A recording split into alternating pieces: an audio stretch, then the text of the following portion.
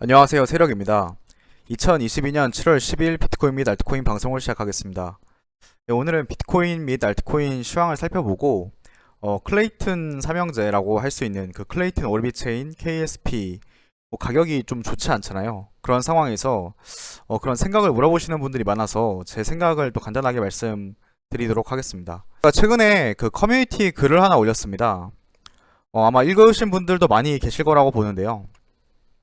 간단하게 제가 요약해서 좀 말씀드려보면, 제가 유튜브 채널을 시작하고 나서 하락과 상승을 반복했잖아요. 그래서 저평가 구간에서부터 그 고평가 구간까지 방송을 열심히 했었는데, 제가 고평가 그 구간으로 나아가는 과정에서 방송 숫자를 점점 줄여나가겠다라고 예고를 드렸었습니다. 근데 그 이유가 뭐냐면은 제 방송을 좀 옛날부터 저평가부터 보신 분들은 그래도 어떤 식으로 투자를 해야 된다라는 어떤 기본적인 틀이 갖춰져 있다고 저는 생각을 하는데, 막 갑자기 고평가 영역에서 제 방송을 처음 보고 그럼 이걸 사야 되는구나 하고 사시는 분들에 한해서는 저는 절대 수익을 낼 수 없다고 생각을 했어요. 그렇다고 하면은 제가 이 채널을 만드는 이유가 좋은 영향을 주고 이 채널을 통해서 뭔가 자산 증식에 성공한다던가 아니면 자산 증식의 어떤 기회를 가지는 어떤 그런 부분이 필요한데, 오히려 자산을 마이너스 시키는 채널이 된다라고 하면은 저는 이 채널의 존재 자체가 의미가 없다고 생각을 하거든요. 저는 그런 마음에서 이제 영상을 좀 줄여 나가야 된다라고 생각을 했고 실제로 줄였습니다. 하지만 이제는 고평가 영역에서 저평가 구간으로 나아가고 있다고 저는 판단을 했고, 앞으로는 좀 종종 이전에 했던 것처럼 방송을 자주 올릴 생각이에요. 그래서 이번을 계기로 좀 바뀌는 거는 약간 구독자님들 대상으로 좀 더 친밀한 커뮤니티를 형성하고 진짜로 서로서로 더 친밀하게 도울 수 있는 그런 관계로 좀 나아가고 싶거든요. 그래서 그 부분은 이제 커뮤니티 공지사항을 좀 남겨두면 될 것 같고요. 최근에 제가 또 라이브 방송을 한번 했어요. 라이브 방송을 해서 100분에서 뭐 200분 정도 왔다 갔다 하면서 봐주셨는데, 이거는 이제 그냥 멤버십 분들만 볼 수 있게 그 멤버십 공개로 해놨고요.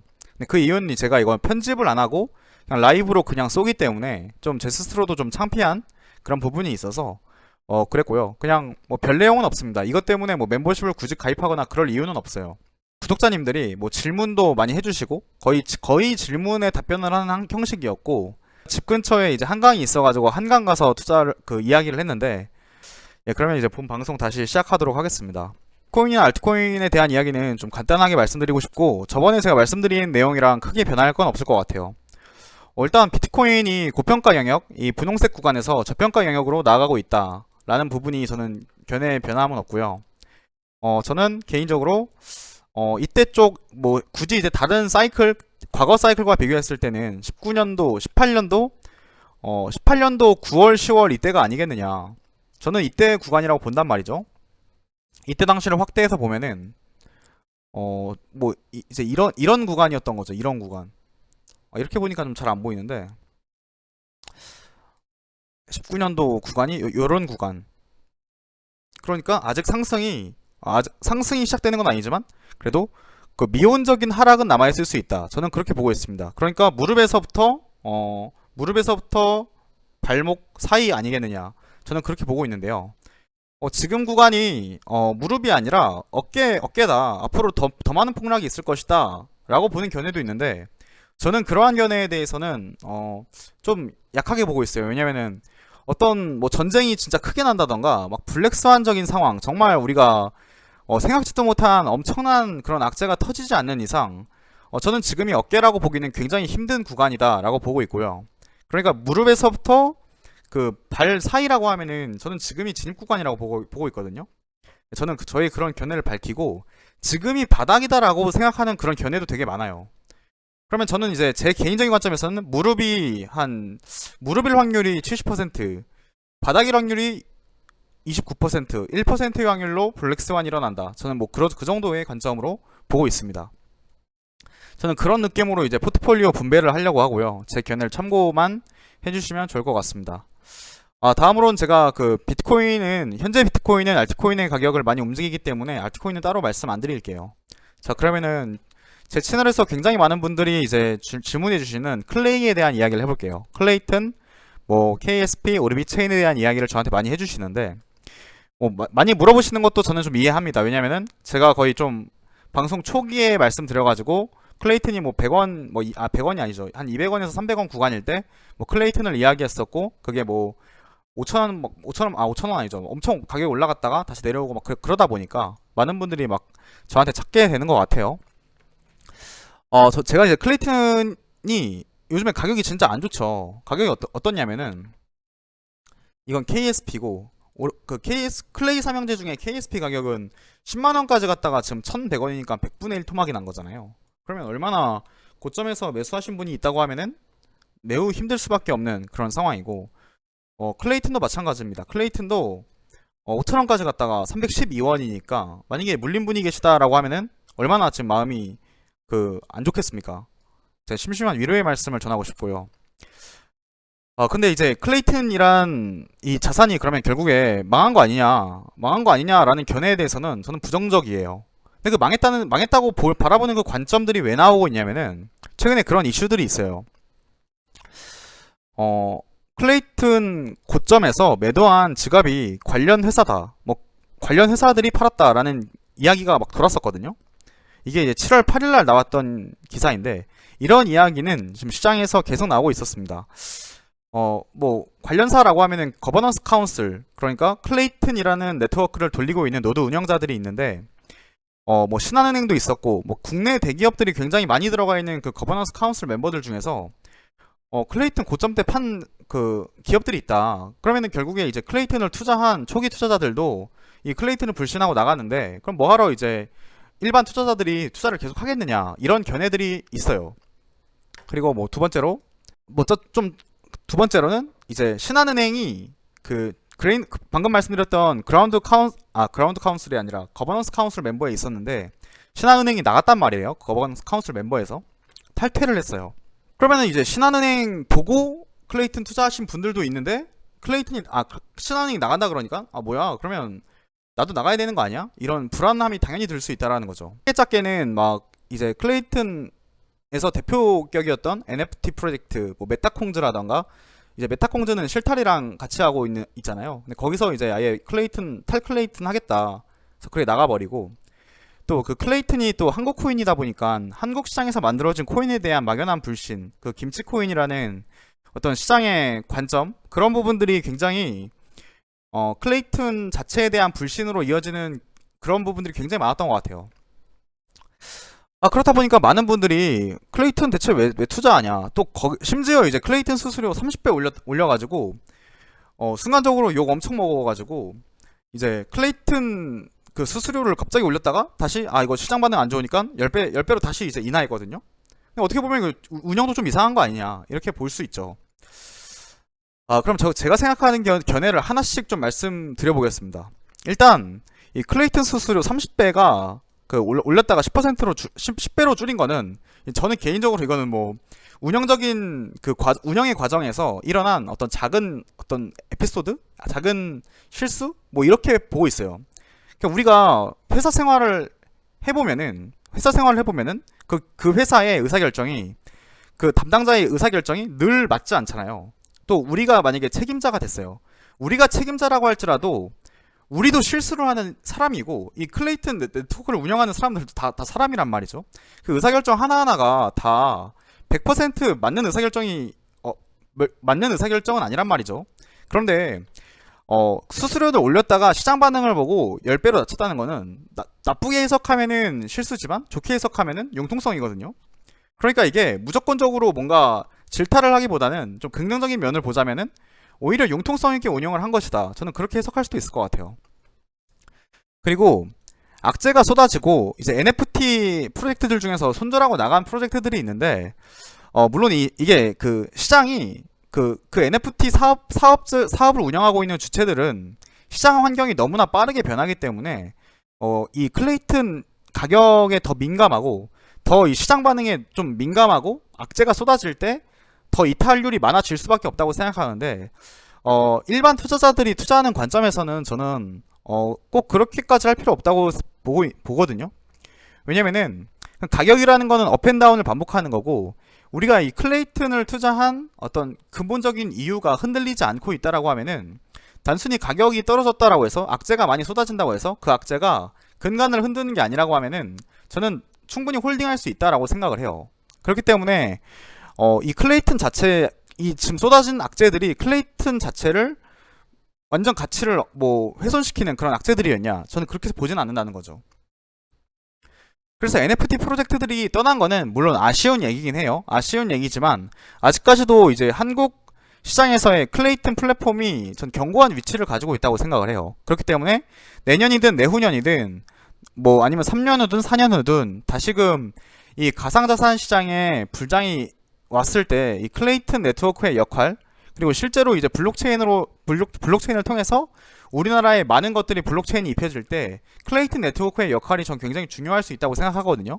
적어도 이제 2022년 7월 시점에서는 그 한국 플랫폼 그 코인 중에서는 굉장히 독보적이다. 저는 그렇게 보고 있어요. 자, 그리고 신한은행이 클레이튼 거버넌스 카운슬을 탈퇴했다고 하는데 신한은행이 이 클레이튼 거버넌스가 정말 마음에 안 들어서 뭐 탈퇴를 했을 수도 있겠지만 제가 그때 봤을 때는 이 신한은행 측과 이 거버넌스 카운슬 운영에 어떤 의견 충돌이 있었고, 의견 충돌 과정에서 신한은행이 또 나오게 됐다라고 하는데 실제로 이제 이 가상자산 이미지가 훨씬 더 이제 개선이 되고 정말 온 국민이 더 친화적으로 변하고 정부의 정책 방향이 좀 더 친화적으로 바뀌었다고 하면은 신한은행도 탈퇴를 안 했을 수도 있겠지만 그 제1금융 중에서도 거의 리딩을 하고 있는 신한은행이 클레이튼 거버넌스 카운슬에 있는 것만으로도 굉장히 부담을 느꼈을 것 같아요. 실제로 그 신한은행을 이용하고 있는 국민들 숫자가 정말 엄청난데 그 사람들이 그 클레이튼이라는 코인, 그냥 단순히 가상자산이라는 이유만으로도 부정적인 견해를 가질 수 있기 때문에 이제 탈퇴를 할 수 있다라고 저는 보고 있고, 실제로 그 정부 규제의 영향을 너무 많이 받는 게 굉장히 영향을 많이 받았다라고 실제로 신한은행 측에서도 밝혔습니다. 그렇기 때문에 이 부분이 악재로 작용할 수 있겠지만 이 클레이튼 측에서 신한은행이나 아니면 뭐 탈퇴한 그런 거버넌스 카운슬 멤버들이 있어요. 예를 들면은 LG U+, 펍지, 뭐 하이, 예모비, 후오비, 유니언뱅크가 탈퇴를 했지만, 하지만 이제 초기에 들어온 거버넌스 카운슬 멤버들이 나가고 새로운 또 전략적으로 더 키울 수 있는 뭐 5개 이상의 거버넌스 카운슬이 들어온다라고 예고를 했거든요. 그렇기 때문에 그 또 이 클레이튼 네트워크를 운영하면서 상황에 맞게 유리한 기업들을 들여오고 유리하지 않은 기업들을 거버넌스 카운슬에서 탈퇴를 시키고, 혹은 뭐 탈퇴를 그냥 자체적으로 할 수도 있겠죠. 뭐 여러 가지 이유에서 충분히 일어날 수 있는 일이고 앞으로도 이런 일이 계속 일어날 수 있다고 생각을 해요. 그러면 이게 지금 악재로 해석이 된다면 거버넌스 카운슬 멤버가 교체가 될 때마다 악재로 해석을 해야 되는데 저는 그렇게 보진 않는다는 거죠. 그렇기 때문에 이거는 악재도 호재도 아니다. 저는 그렇게 받아들입니다. 그리고 마지막으로 이 4천만 개 클레이튼 고점 매도 지갑에 대한 이야기가 있는데 만약에 이 4천만 개의 지갑이, 제가 정확하게 분석을 하고 이 4천만 개 지갑이 어디 건지는 몰라요. 하지만 이게 만약에 클레이튼 거버넌스 카운슬이라던가 아니면은 뭐 관련 회사에서 판 것이다 라고 했을 때 그게 잘못됐냐? 잘못됐다고 생각하지 않아요.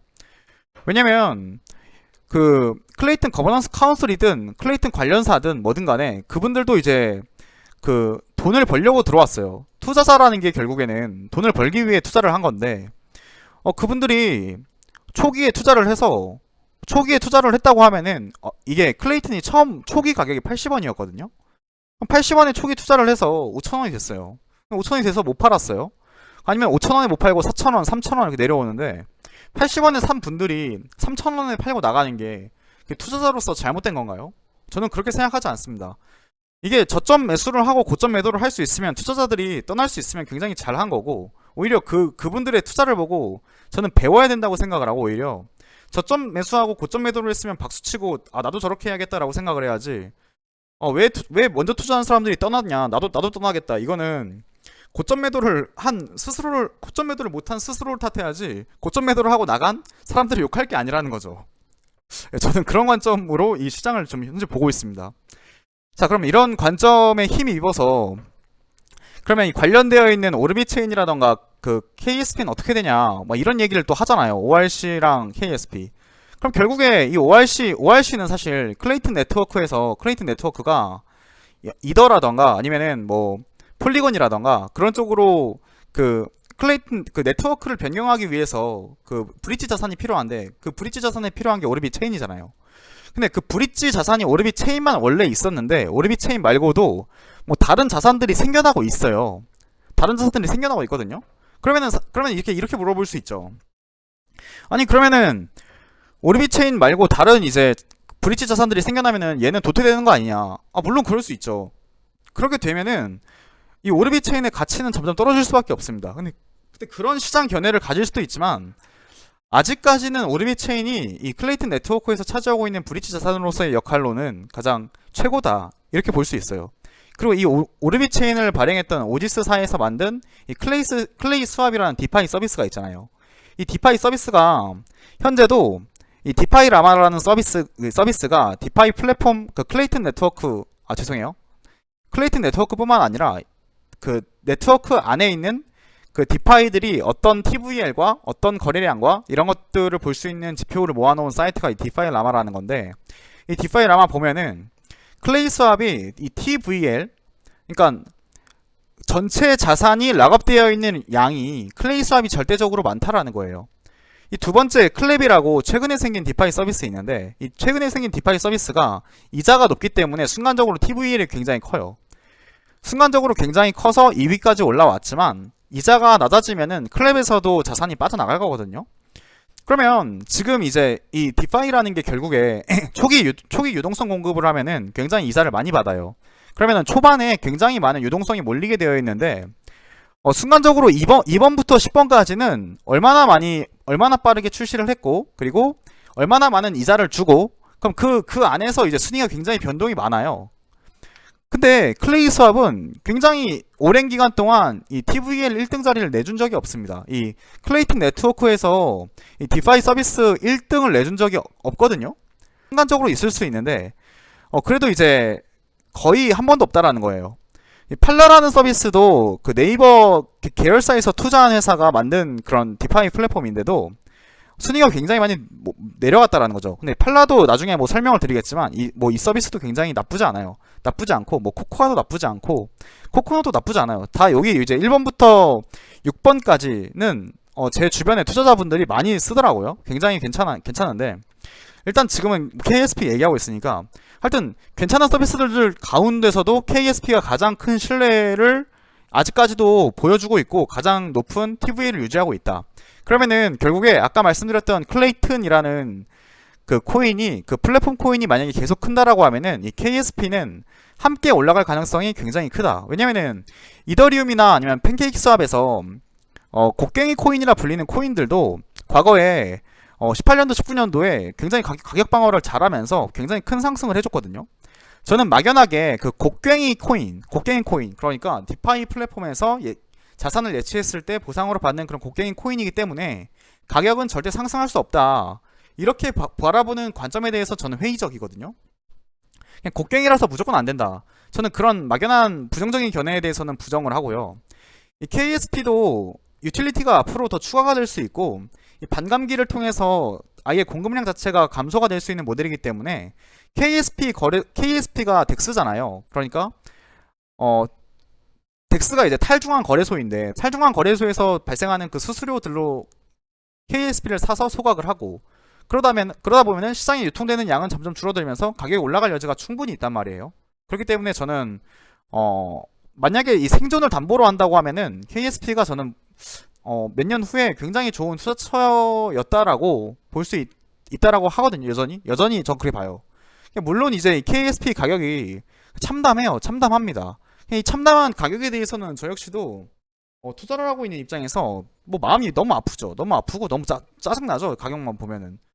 근데 그 짜증나면서 왜 이렇게 되게 좋은 얘기만 해주냐라고 하면은 가격이 내려갔다고 해서 제 투자 견해가 바뀌진 않는다는 거예요.